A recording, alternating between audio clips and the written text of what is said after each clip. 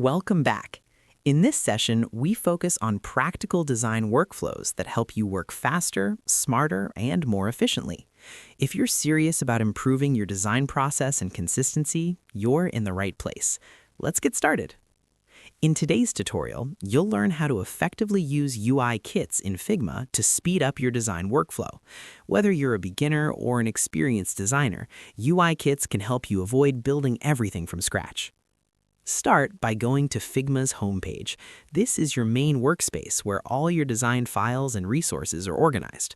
From there, locate the Community tab on the left-hand side. The Community section is a powerful library filled with templates, plugins, and UI kits shared by other designers.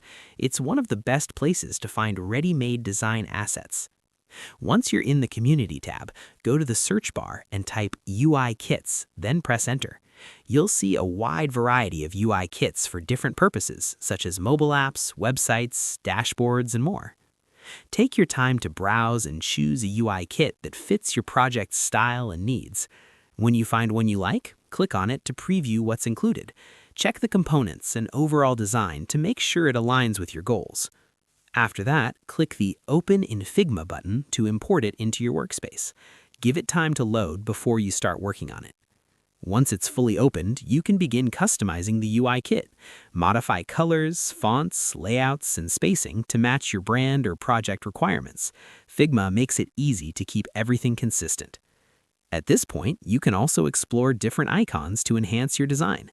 You can use navigation icons like Home, Menu, and Search, action icons like Edit, Delete, and Share, social media icons, system icons like Notifications, Settings, and Alerts. Most UI kits already include icon sets, but you can adjust or replace them based on your design style. Remember, UI kits give you a strong starting point, but your customization is what makes the design unique. That's it for this tutorial. If you found this helpful, make sure to like the video, subscribe to the channel, and drop a comment below with what you'd like to learn next. Your support helps the channel grow and allows me to keep creating more valuable content.